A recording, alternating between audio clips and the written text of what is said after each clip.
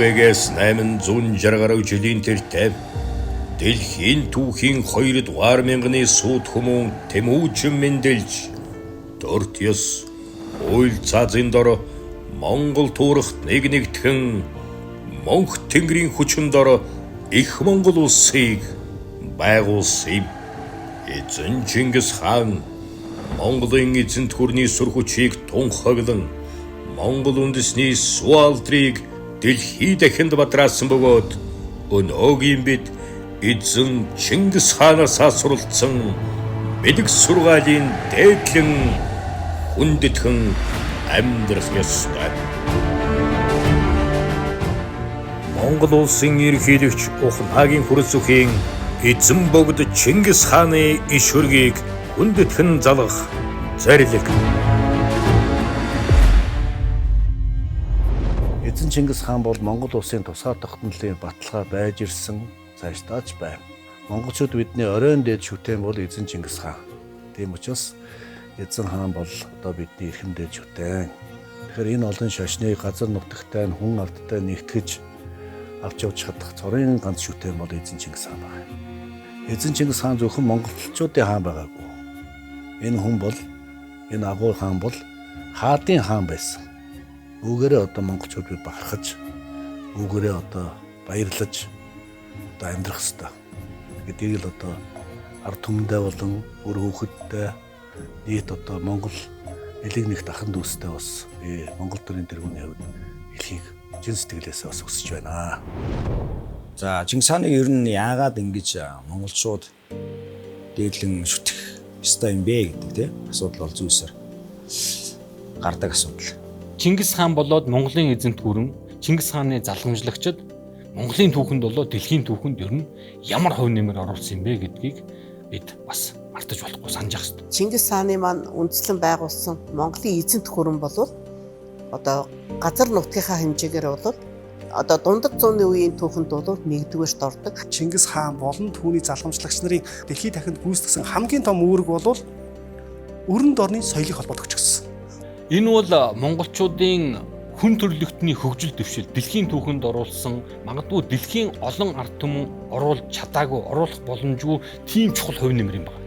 Тэгэхээр Чингис хаан хойш 200 жилийн хугацаанд бол дайн дажингүй ийм их хангалан тогтсон байдаг юм л. Тэгэхээр нэгдмэл түүхтэй байна гэдэг чинь нэг ард түмэн болохын, нэгдмэл нэг сэтгэлгээтэй болохын гол үндсээр юм. За тэгвэл бодоод үзье. Бид юун дээр нэгдэж чадах вэ? Дээд бидний нэгдэж чадах хэд хэдэн зүйл. Түүний нэг нь бидний түүх, түүн дотроо одоо Чингис хаан болон Монголын эзэнт гүрний түүхээр бид маргашгүй нэгдэж чадна. Монгол улсын ерөнхийлөгч Уханагийн хөрс өх 2022 оны 7 дугаар сарын 11-нд эзэн Чингис хааны иш хөргийг хүндэтгэн залгах тухай зорилго гаргав. Монгол улсын ерөнхийлөгчийн зорилго 2022 оны 7 дугаар сарын 11-ний өдөр эзэн богд Чингис хааны иш хөргийг хүндэтгэн залгах тухай.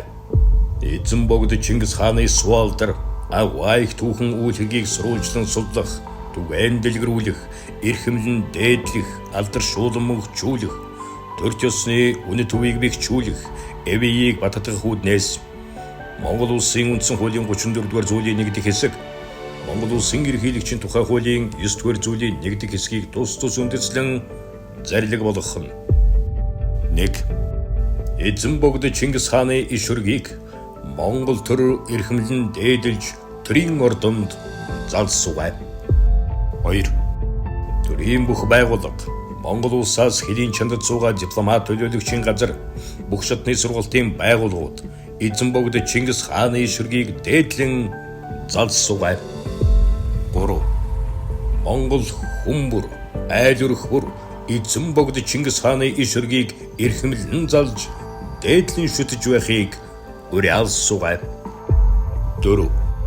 Монгол хүмүүр их Монгол улсын гал боломтыг сахиж байгаа гүнээ ухамсардан эзэн богд Чингис хааны суу алдар үйл хэрэг бэлэг сургаалыг эрхэмлэн дээдлэж даган мөрдөж төрч ёсны үнэт зүйл өв соёлыг үр хойчдоо өвлүүлэн үлдээж эвие сахин баттгаж улс орноо мандуулахад хувь нэмрээ оруулахыг уриалсуугай. эзэн богд Чингис хааны иш хөргийг Монгол төр айлгах албан байгуулах бүр эрхэмдэн дээдлэн шүтэж байх тухай түүхэн зарлигийг төрийн тэргүүн уулгаж байна.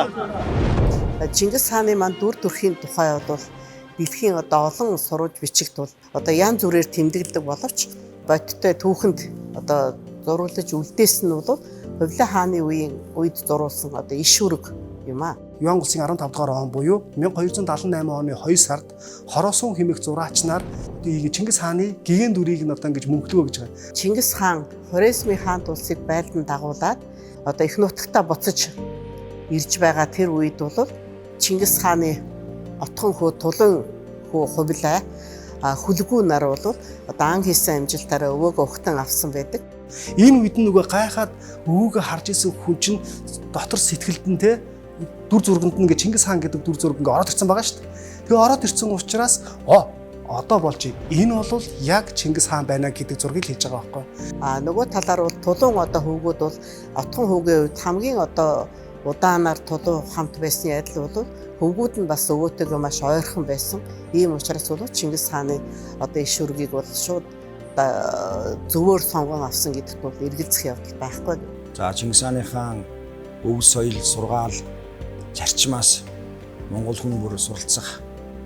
За энэ бүх үйл хэрэгт бол ихээхэн тустай ийм одоо зарлиг гарсан гэж төгсдөд бид бол их бахархаж байдаг энэ зарлигаар.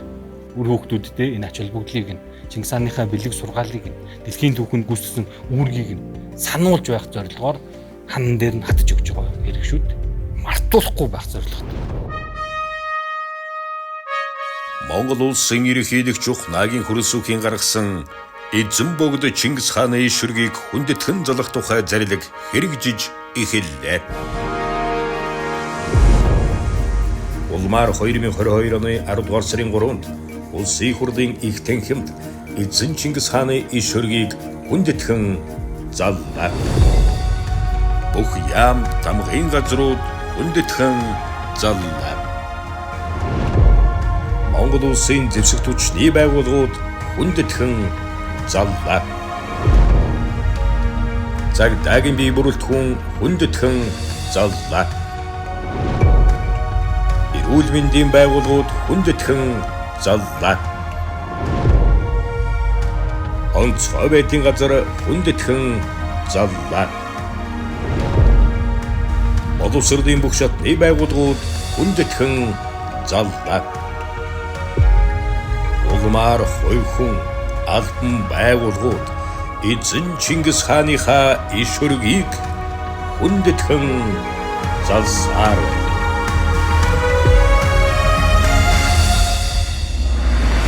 Дэлхийд шударга ёсыг тогтоогоод дэлхийн дипломатын ёсонд бол одоо эчийн онцгой дархан байдлыг бий болгоод өртөө худалдааны замаар өрөнд орныг холбоод шинжлэх ухаан, улс төр, эдийн засаг бүх юмар нь холбож өгөөд өнөөгийн ертөнцийг үндэслэгч гэж дэлхийд дахнаас одоо тэр сайхан нэрийг авсан энэ өв дээдсийнхаа нэрийг ариун байлгахын төлөө Монгол хүн болон одоо ухаан тэмцэх ёстой.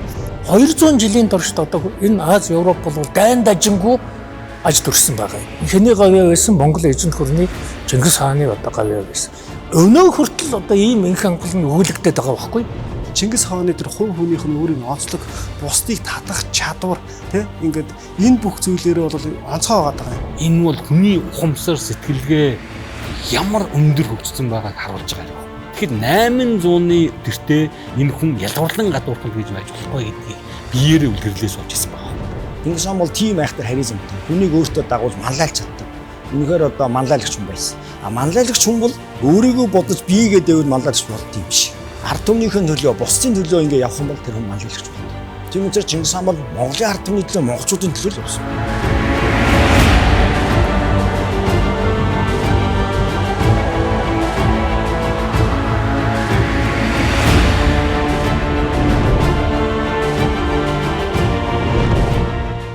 Монгол улсын ерөнхийлөгч Ухнаагийн хөрөлсөхийн эзэн богд Чингис хааны иш хүргийг хүндэтгэн залах зарлиг